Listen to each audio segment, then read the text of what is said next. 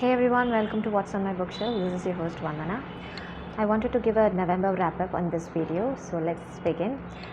Some of the books that I read this month, which is November, is Dagger Spell, Book 3 of the Every Cycle series. Then, as I mentioned, I would be reading Harry Potter this month, reread of Harry Potter. So I also read Harry Potter and the Philosopher's Stone for November. Then I finally completed The Invisible Life of Addie LaRue as well, and I began this by the end of September, but I completed it only this month, which is November. So I read that also.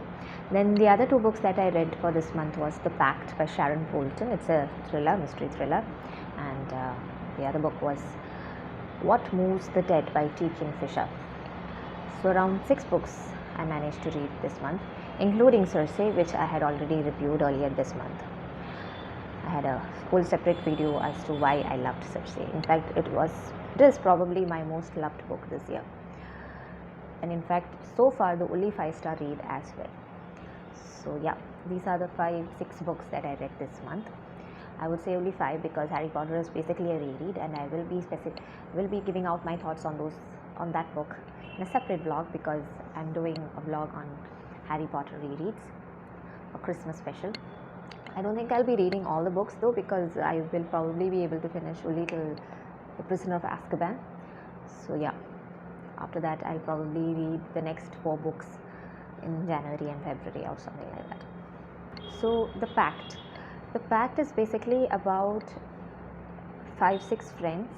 They get into an accident, they kill somebody, and then it almost reminds me of I Know What You Did Last Summer, that movie.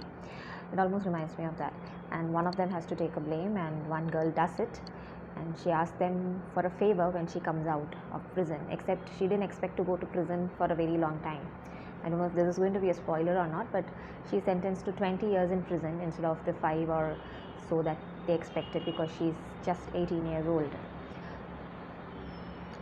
So once she comes back, she asks for certain favors, which all the so-called friends, are hesitant to even acknowledge that she is a friend, let alone do favors for her, even though she took the blame for something that she shouldn't have even taken the blame for. And the friends were basically horrible people who should not even exist. Thankfully they exist only on paper. So I think the ending was a little let down, even though it was full of suspense. The ending for the character who takes the blame, that was kind of a letdown for me anyways. Nevertheless, I gave this book a 3 stars, which is a lot for a thriller, because keeping you hooked till the end is enough for a thriller. Nobody can be fully satisfied with a thriller, I feel. So it did its job, and it's definitely worth a read if you like to read. It's like In My Dreams I Hold a Knife, that kind of a book. So I liked it, I enjoyed it. What Moves the Dead by T. Kingfisher is basically a novella. It's very short, basically just 170 pages or less, like that. And I read it in one day. I started it in the morning and finished it by the evening. So it was on a Sunday also. It's got that House of Hollows kind of vibe for it, definitely. And it's also a rewrite inspired by another book by Edgar Allan Poe, I think. And it's nice. I like the book. It's worth a read because of the short pages. So I liked because of that. But you don't get to spend a lot of time with the characters. I don't know who these characters are. I don't know why I should care about them. So that was kind of a letdown. I did not really enjoy the book because of no characterization, basically. It's just a weird house and weird things happening in that house, and certain characters who make appearances, and that's it. So you will enjoy it for the creepy vibe if you're into all that. Otherwise, I think it was not that good of a read, in my opinion anyways. Then of course Circe, I loved it. I have made a separate video on it. That's a 5-star from me. T. Kingfisher, What Moves the Dead, is basically 2 stars. Then Harry Potter, of course, I gave it a 4.5. It's still as good as the first time I read it. And then what else did I read? Invisible Life of Addie LaRue. I gave it a 3.5 stars, basically because it's very repetitive, and I love the writing and you love the character also, but then again it's just this person's journey. There is nothing remarkable as such as happening.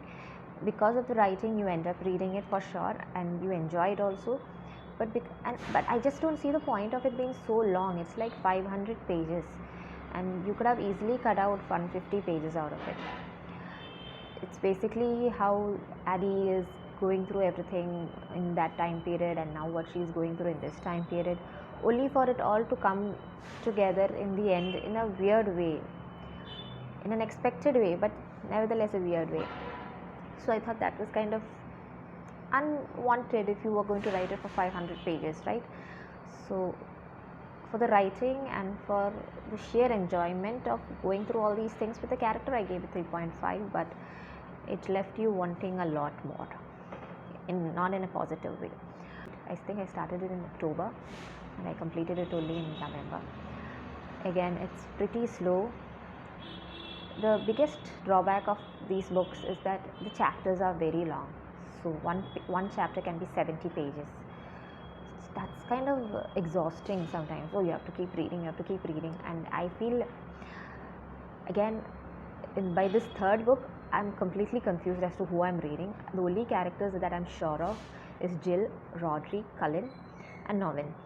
These are the only 4 characters that I know who I'm reading about. Everybody else who have been reincarnated, I don't know who I'm reading about and who they were previously, who they are now. Though not many characters have taken a rebirth, it's not that necessary. Only these 4 are important also. Nevertheless, the other 3-4 characters that have been reincarnated also play specifically important roles in it. So you don't really remember. And because there are so many other characters besides these important ones, these 4 main protagonists, you get confused as to what is going on. But nevertheless, I think you still can keep reading it because you are invested in these characters and you want to see an end to these, end to what is going on to them, right? So you read it. So I enjoy it. I take my own time with it. If you are not patient enough and you have no interest in reading what happened to them, then definitely it's going to be a waste of time. Probably you won't even be able to finish the book as well. But if you enjoy these slow burns and you think it's worth a read, you should definitely go for it and just enjoy it. It's the journey basically that is very enjoyable about these books, rather than the heavy world building or characterization as such. You enjoy it if you like these kind of slow burns. If you like Wheel of Times, Game of Thrones kind of books, probably you will enjoy these also. Except the language is very, very outdated. So I feel it definitely tests your patience, but it's worth a read if you like it. If you're invested in the characters, you'll continue reading basically. So one more book is there in this Act 1. That is Dragon Spell, and I think it's going to be epic. So I'm excited to read it, but I'll be reading it only in January. In December I'm kind of full and I don't feel like giving time for that book. So I'll probably be reading it in January only. So yeah, these were my November reads. The Pact, Circe, The Invisible Life of Addie LaRue, Taking What Moves the Dead. I keep remembering the author's name more. Then Harry Potter's Reread and Dagger Spell. These were the 6 books that I read, and I'm hoping to read another 5 books before the end of this year for December. I will be sharing my December TBR as well. I was thinking of obviously reading Harry Potter and the Prisoner of Azkaban and the Chamber of Secrets as well. So I'm definitely reading these 2. Hopefully I will be able to complete them in December. Then I was thinking of reading The Overnight Guest. It's a thriller set in the winter time, so I think it will be perfect for December. Then I was also thinking of reading The Maid, which is the Reader's Retreat Book Club book of the month. Then also The Murder of Roger Ackroyd, again a book of the month for Reader's Retreat Book Club. So these are the 5 books that I'm planning to read for December. I don't know if I'll be able to cram in any other ones, because Harry Potter books are pretty, I think they're pretty big enough for me to read this month, and I don't want to cram in other books as well. So these are basically my December TBR, 3 thrillers and 2 fantasy books.